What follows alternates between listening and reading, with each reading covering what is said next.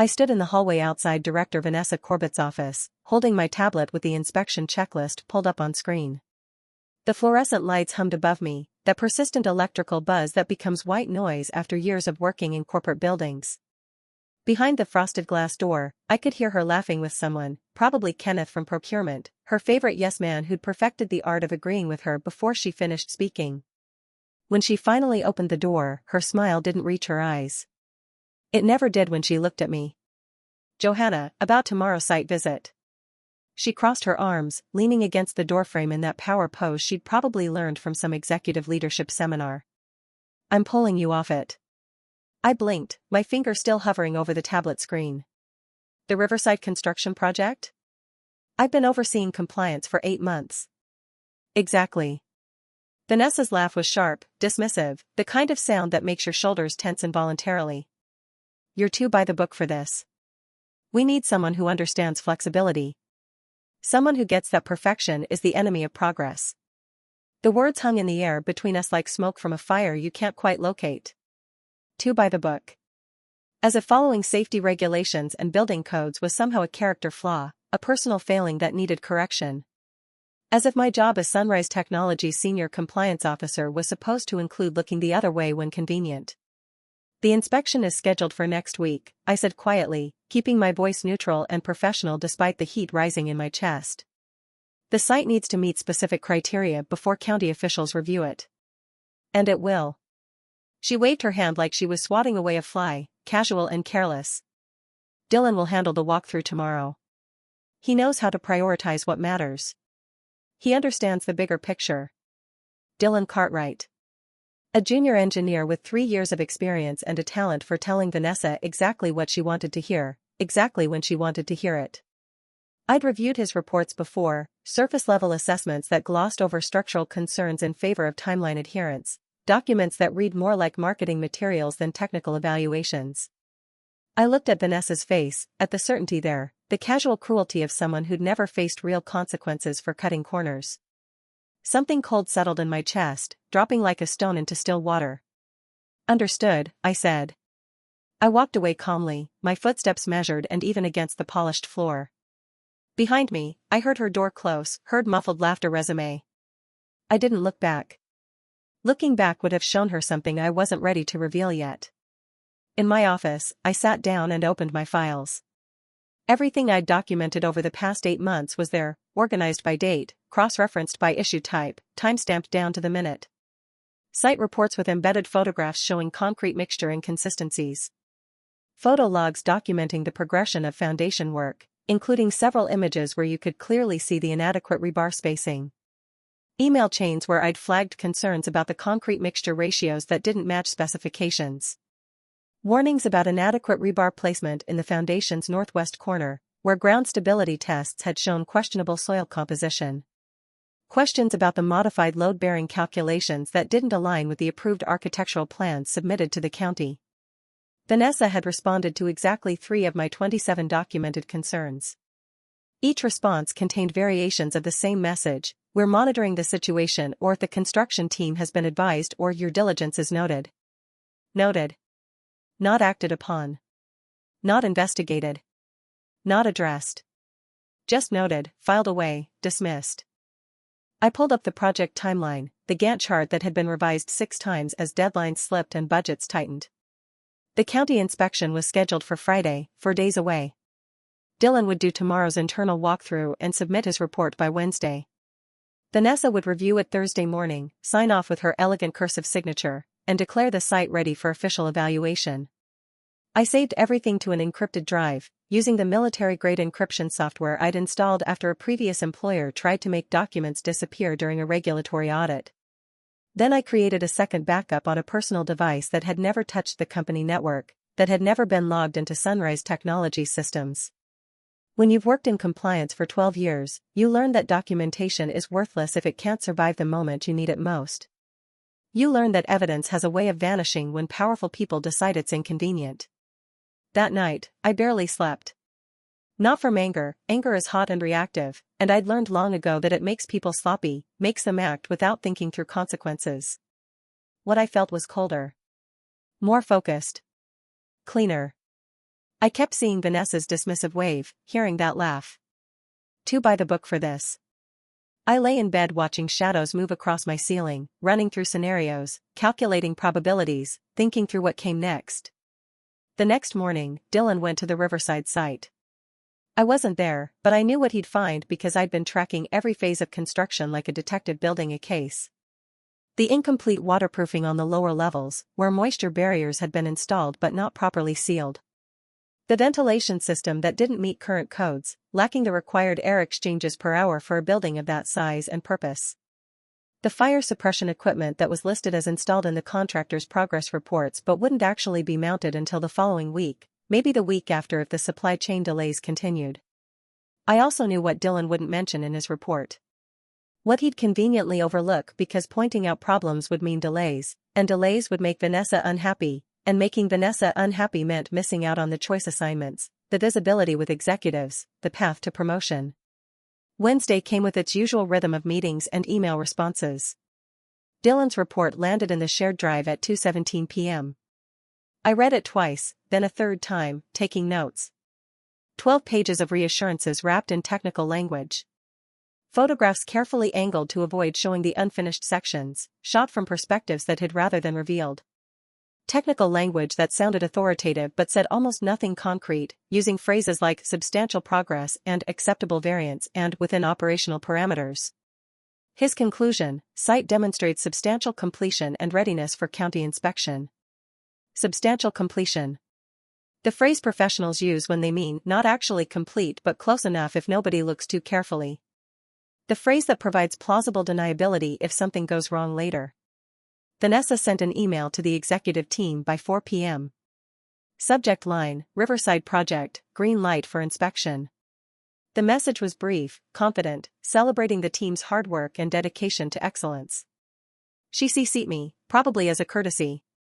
Maybe as a small twist of the knife, a reminder that the project was moving forward without my input, without my concerns, without me. I didn't respond.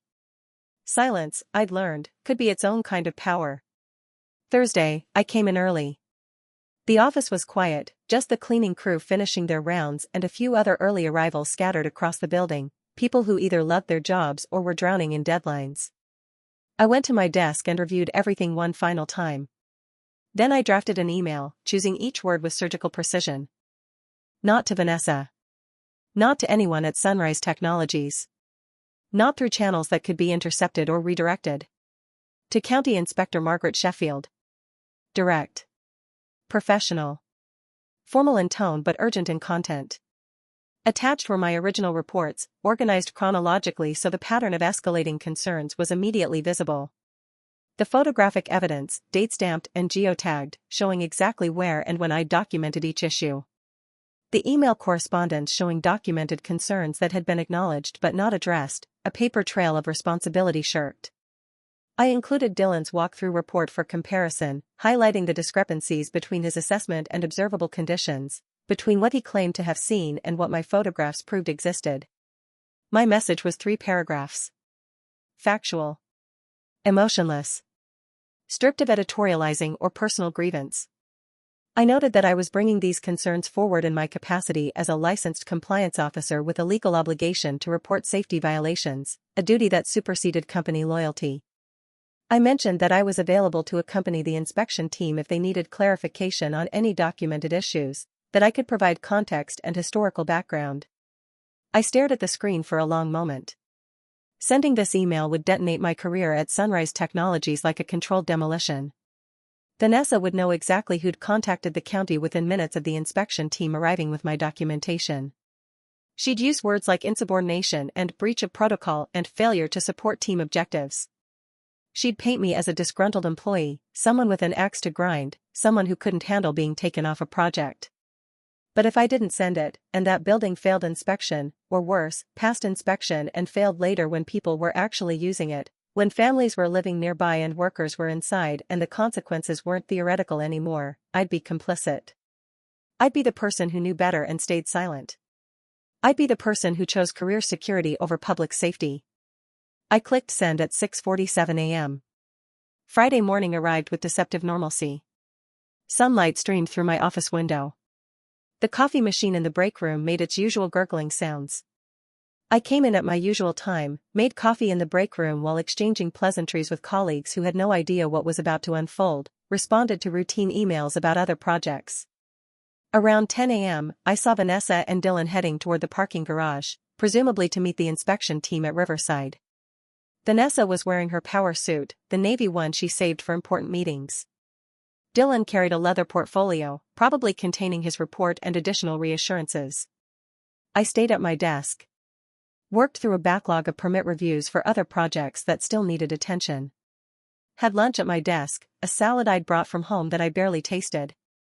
The hours moved slowly, each minute stretching longer than it should, time behaving strangely the way it does when you're waiting for something momentous.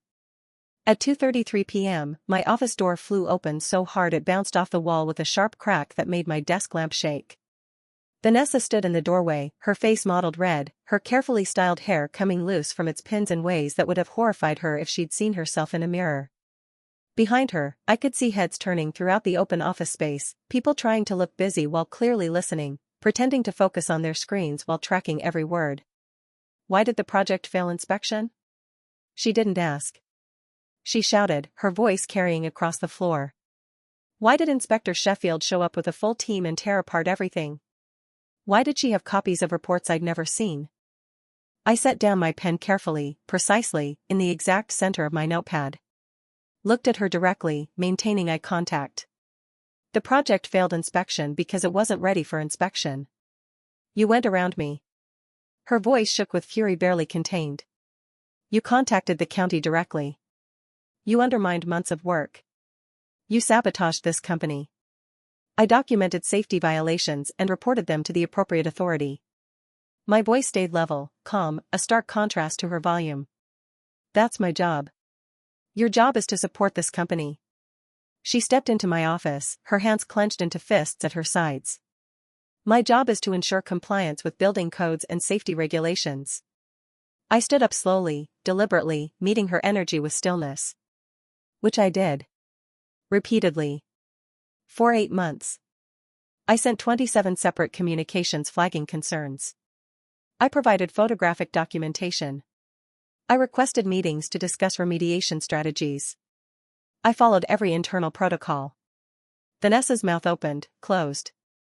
Her expression cycled through emotions, rage, disbelief, calculation. You've destroyed your career here. You understand that? You're done. Finished at Sunrise Technologies. Perhaps, I said. But the building is now flagged for mandatory remediation before occupancy. Which means the structural issues in the Northwest Foundation will be properly addressed. The ventilation system will be brought to code.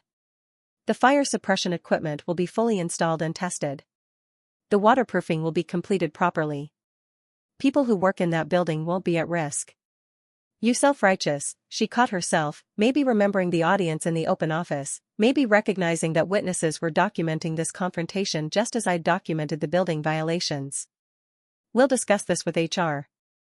And legal. And probably the executive board. I welcome that conversation.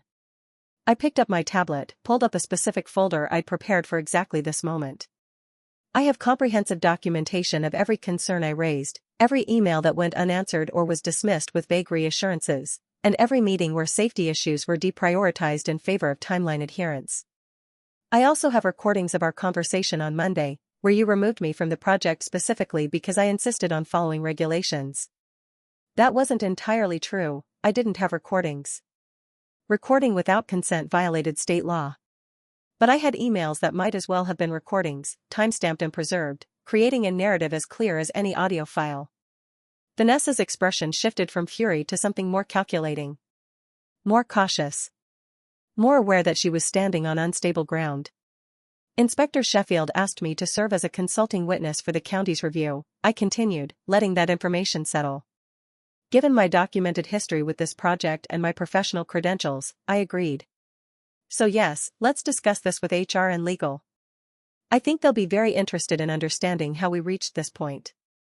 I think they'll want to know why documented safety concerns were systematically ignored. The silence stretched between us, thick and uncomfortable. Behind Vanessa, Kenneth had appeared, hovering uncertainly in the hallway. A few other colleagues had stopped pretending to work, their faces showing a mixture of shock and fascination. "You could have come to me," Vanessa said finally, her voice lower now, almost pleading. "We could have worked this out internally." "I did come to you. 27 times, in fact." Each concern was noted. None were adequately addressed. None resulted in changes to construction practices or timeline adjustments or additional safety reviews. She had nothing to say to that. No response that wouldn't damn her further. No words that could reshape the reality of what she'd allowed to happen. She turned and walked away, her heels sharp and rapid against the floor, the sound like gunshots in the quiet office. I sat back down. My hands were steady. My heart was pounding hard enough that I could feel my pulse in my throat, but my hands were completely steady. The next week was predictably uncomfortable. Vanessa avoided me entirely, taking different routes through the office to avoid passing my door. Dylan stopped making eye contact in meetings, suddenly finding his laptop screen fascinating whenever I spoke. The executive team brought in outside consultants to review the Riverside project, a respected engineering firm from the state capital with no ties to Sunrise Technologies.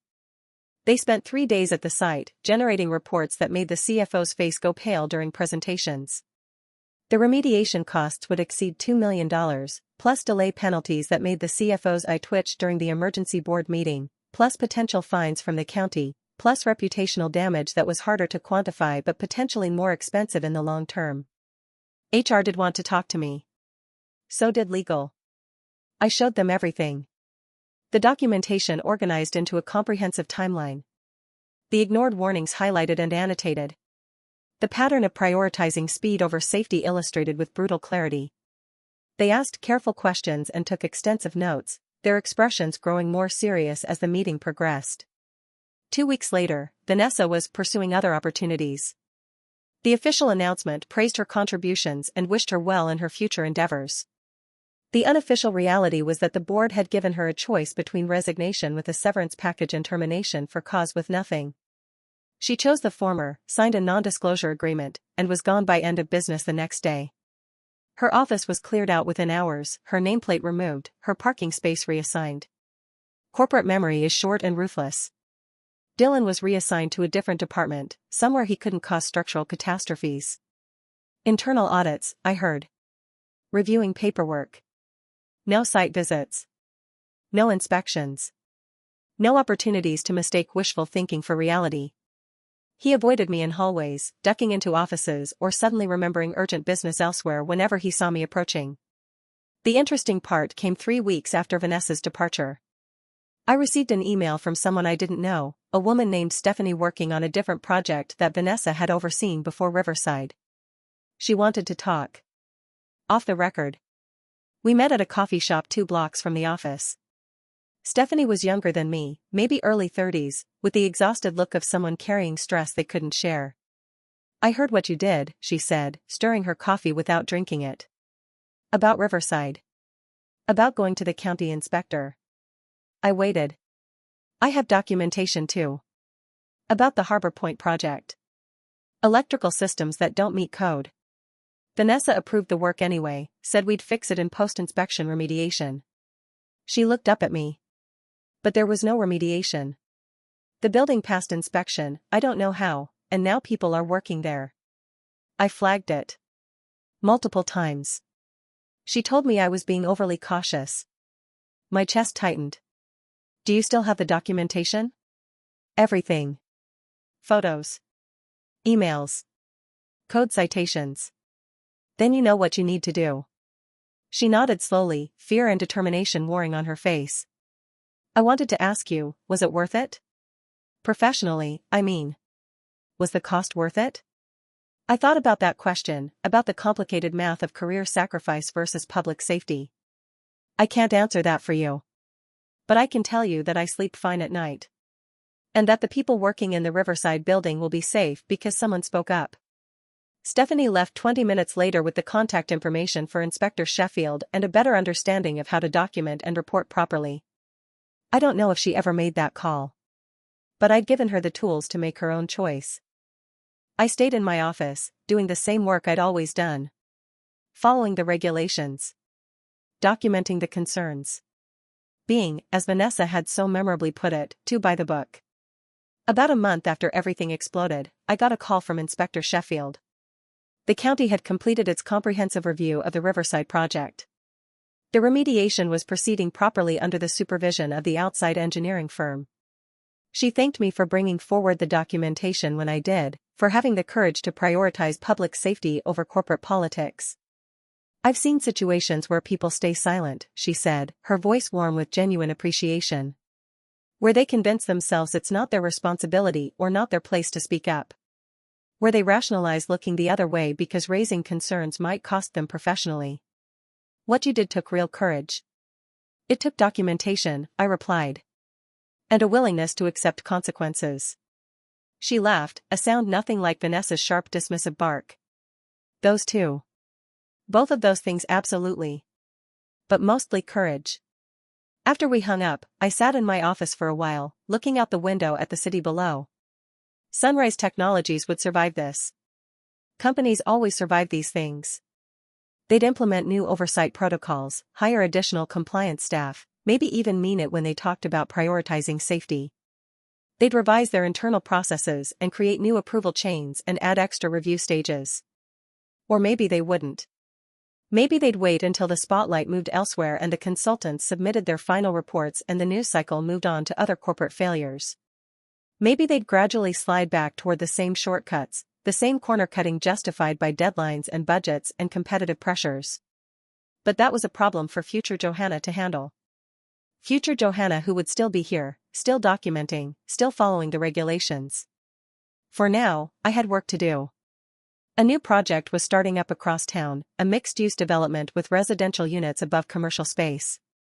The kind of project that required meticulous attention to fire codes, structural load calculations, and egress requirements.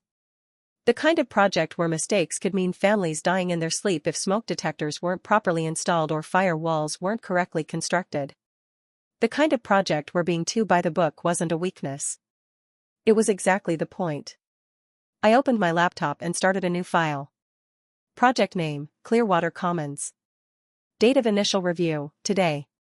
I began documenting everything from the first blueprint review, creating the foundation of records that might matter later, when someone decided that perfection was the enemy of progress and suggested we could be more flexible. The Clearwater Commons blueprints were impressive, 12 stories of mixed-use space designed by an architecture firm with an international reputation. Glass and steel construction with innovative energy systems. The kind of project that would win awards if executed properly. The kind that would generate devastating headlines if something went wrong. I spent that first afternoon reviewing load calculations, checking egress routes, verifying that the proposed fire suppression system met current codes for buildings of that height and occupancy type. The architect had done solid work. The structural engineer's specifications were thorough. But I'd learned that good initial plans didn't guarantee good final construction. That evening, I attended the project kickoff meeting. The conference room was packed, project managers, engineers, contractors, subcontractor representatives. The lead contractor, a man named Garrett Fisher, presented the construction timeline with confidence bordering on arrogance. 18 months from groundbreaking to certificate of occupancy. Aggressive but achievable, he insisted. I raised my hand during the Q&A portion. What's the contingency buffer for unexpected delays? Garrett's smile tightened. We've built in adequate flexibility. How much? 2 weeks? 4? We're confident in our timeline. Non-answer disguised as confidence. I made a note. Watched the other faces around the table, some nodding along with Garrett's assurances, others showing flickers of doubt quickly suppressed. I recognized the dynamic.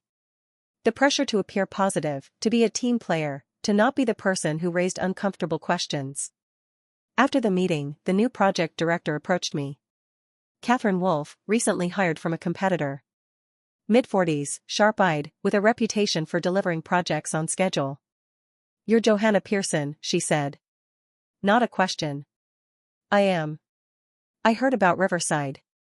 She studied my face. Heard you made some waves. I waited, letting her fill the silence.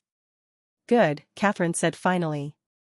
I want someone on my team who isn't afraid to tell me when something's wrong. Can you do that? That's what I do. She nodded, a small smile appearing. Then we'll get along fine. First site inspection is scheduled for next Tuesday. I want you there. I want your eyes on everything. Walking to my car that evening, I felt something shift. Not vindication exactly. Not redemption. Just a quiet recognition that maybe, sometimes, doing the right thing doesn't end your career. Sometimes it defines it in ways that matter. Because I'd learned something important from Vanessa Corbett, though not the lesson she'd intended to teach. I'd learned that calm documentation beats loud confrontation every single time. That evidence outlasts anger and survives personalities and persists beyond any individual conflict. That sometimes the most powerful thing you can do is simply refuse to pretend you don't see the problems everyone else has agreed to ignore. And I'd learned that when someone tells you you're too committed to doing things right, what they're really telling you is that they're planning to do things wrong and they'd like you to be complicit in it. They're inviting you to share responsibility for future failures. I wasn't built for complicity. I was built for checklists and regulations and making sure buildings didn't fall down on people's heads. If that made me too by the book, I could live with that. I could sleep at night with that. I've thought about that day a lot since then. About the moment I clicked send on that email at 6:47 on a Thursday morning.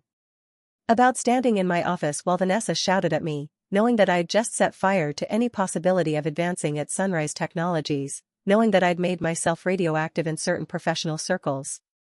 Some people have asked me if I regret it. If I wish I'd handled it differently, played the political game better, found a way to fix things without making enemies or burning bridges or sacrificing my future prospects at the company. The answer is no. The answer has never been anything but no. Because here's what I know, that building at Riverside is going to stand for decades.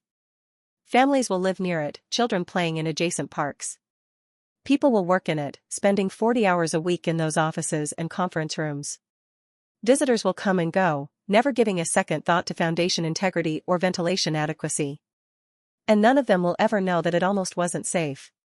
They'll never know about the shortcuts that were planned, the corners that were going to be cut, the inspections that were supposed to be performative rubber stamps. They'll never know because I sent an email at 6:47 on a Thursday morning. That's not heroism. It's just the job done properly. It's just refusing to participate in collective delusion. But in a world where doing the job properly can get you labeled as difficult, inflexible, too by the book, well, maybe that needs to be said out loud. Maybe someone watching this has been in a similar position.